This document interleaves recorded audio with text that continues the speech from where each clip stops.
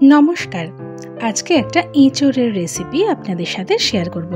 এটা কিন্তু খেতে বেশ ভালো হয়, দুর্দান্ত হয়। অনুষ্ঠান বাড়ির মতন করে স্টাইলের আমি বানানোর চেষ্টা করব। তো খুব ইজি ওয়েতেই বানাবো, বাড়ির যে উপকরণ আছে সেটা দিয়েই হয়ে যাবে। অনুষ্ঠান বাড়ির স্টাইলের এঁচোড় চিংড়ি গরম ভাত হোক, নর্মাল ভাত হোক, সবের সাথে দারুণ লাগে। এর জন্য আমি নিয়ে নিয়েছি 750 এঁচোড়। এঁচোড়টাকে আমি কেটে ধুয়ে পরিষ্কার করে নিয়েছি। দিয়েছি আলু ডুমো ডুমো করে কেটে। এবার আমি এঁচোড়টাকে প্রথমে সিদ্ধ করে নেব।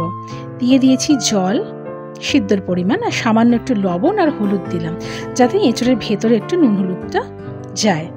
একটু মিশিয়ে আমি এটা 2টো সিটি দেব। বেশি সিটি দেওয়ার দরকার নেই, 2টো দেওয়ার পরে বন্ধ করে দেবেন, দিয়ে অটোমেটিক্যালি যে খুলে যাবে তাহলেই রেডি হয়ে যাবে, মানে সিদ্ধ হয়ে যাবে। এবার নিয়ে নিয়েছি আমি কড়াই। আমি সর্ষের তেল দিয়ে করছি। সর্ষের তেলটা দিয়ে দিলাম বেশ খানিকটা। প্রথমে আমি আলুটাকে ভেজে নেব। তো সব আলুগুলো একবারে দিয়ে দিলাম। আলুর সাইজটা আপনারা আপনাদের মতন দিতে পারেন। দিয়ে দেব আমি লবণ আর হলুদ। এবার নুন হলুদ দিয়ে বেশ লাল লাল করে প্রায় সিদ্ধ হয়ে যাওয়া পর্যন্ত আলুটাকে ভাজতে হবে। ভাজা হয়ে গেছে, উঠিয়ে নিলাম। এবার চিংড়ি মাছগুলোকেও ভেজে নেব। চিংড়ি মাছগুলো আমি কেটে ধুয়ে পরিষ্কার করে নিয়েছি। বেশ বড় সাইজেরই আছে চিংড়ি মাছগুলো। শুধুমাত্র নুন দিলেই হবে। নুন দিয়ে চিংড়ি মাছটা 3-4 মিনিট ভাজলেই হয়ে যাবে। তো ভাজা হয়ে গেছে, ব্যাস এই পর্যন্তই ভাজবো, খুব বেশি ভাজার দরকার নেই। চিংড়ি মাছটাও আমি উঠিয়ে নিলাম।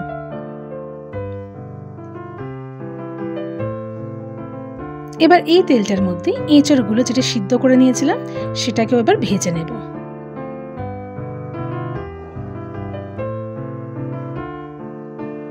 দিয়ে ভেজে নিয়েছি, 3-4 মিনিট ভেজেছি, তাতেই হয়ে যাবে, খুব বেশি ভাজার দরকার নেই। দিয়ে এবার এটাকেও আমি উঠিয়ে নিলাম। এবার তেলটা প্রায় কমেই গেছে, আরও একটু আমি সর্ষের তেল দিয়ে দিলাম। দেব ছোট এলাচ, দারচিনি, শুকনো লঙ্কা আর 2টো তেজপাতা, এটা ফোড়নের জন্য। তো ফোড়নটা একটু ভেজে নেব। তো এঁচোড়ের আপনারা আর কোনো রেসিপি দেখতে চাইলে সেটাও কিন্তু কমেন্টস করতে পারেন। আমি এঁচোড়ের অনেক রেসিপি বানাই। দিয়ে দেব 3টে বড় সাইজের পেঁয়াজ পাতলা পাতলা করে কেটে। যেভাবে মাংসে দিই এটাও কিন্তু ওরকম খেতে হবে। ভালো করে মিলিয়ে নিতে হবে, বেশ লাল লাল করে ভাজবো। এবার দিয়ে দেব রসুন বাটা আর আদা বাটা, 1 চামচের একটু কম করে দিলাম।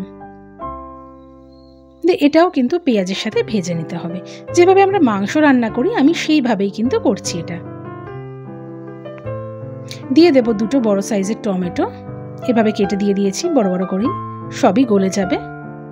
তো এটাও মিলিয়ে নিলাম। দেব লবণ, ছোট চামচে 1.5 চামচ মতন দিলাম। দেব হলুদ গুঁড়ো, শুকনো লঙ্কার গুঁড়ো, জিরে গুঁড়ো আর ধনে গুঁড়ো, সবই ছোট চামচের 1 চামচ করে। দিয়ে সবটা ভালো করে মিশিয়ে নিতে হবে।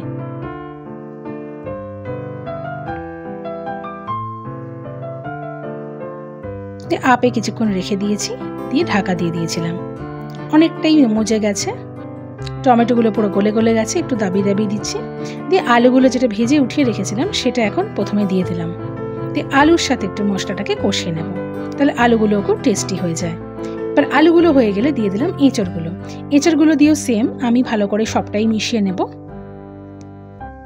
তো আপনারা কে কোথা থেকে আমার রেসিপি দেখছেন প্লিজ কমেন্টস করবেন। কষানো হয়ে গিয়েছে, এবার যেই পরিমাণ গ্রেভি রাখবো সেইভাবে জল দিয়ে দেব। দিয়ে দিলাম 2টো কাঁচা লঙ্কা, ঝালটা আপনারা বুঝে দেবেন।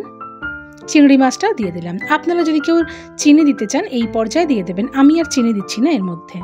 দিয়ে ভালো করে মিশিয়ে নিলাম। দিয়ে পুরো ব্যাপারটা ভালো করে মজে যাওয়ার জন্য একদম আঁচটা কমিয়ে 10 মিনিটের জন্য আমি ঢাকা দিয়ে দিয়েছি। একদম রেডি হয়ে গেছে, দেখেছেন ওপরে তেলটা উঠে এসছে, সব মজে গেছে, কষে গেছে, সুন্দরভাবে তৈরি হয়ে গেছে। আর লাস্টে দিয়ে দেবো আমি 1 চামচ রেড চিলি পাউডার আর 1/2 চামচ দেব গরম মশলা গুঁড়ো, 1 চামচ দিয়ে দিলাম ভরে ঘি, এতে টেস্টটা খুব ভালো আসবে। দিয়ে সব কিছু ভালো করে মিশিয়ে নিলাম। এইভাবে কিছু আঁচটা কমিয়ে রেখে দিয়েছিলাম। তো এইভাবেই তৈরি হয়ে গেল অনুষ্ঠান বাড়ির স্টাইলের এঁচোড় চিংড়ি। তো কেমন লাগলো আপনারা কিন্তু কমেন্টসে জানাতে ভুলবেন না। আপনাদের কমেন্টসে আমি একটু উৎসাহ পাই নতুন কিছু রান্না করবার। তো আমার রান্না যদি ভালো লেগে থাকে প্লিজ লাইক, কমেন্ট আর শেয়ার করে দেবেন, পেজটাকে ফলো করে দেবেন। আর যদি আপনারা ইউটিউব থেকে দেখেন প্লিজ চ্যানেলটাকে সাবস্ক্রাইব করে দেবেন। আরও বিভিন্ন রকম রেসিপি আছে আমার ইউটিউব চ্যানেলে এবং ফেসবুক পেজে, আপনাদের অনুরোধ করব একবার দেখবার জন্য।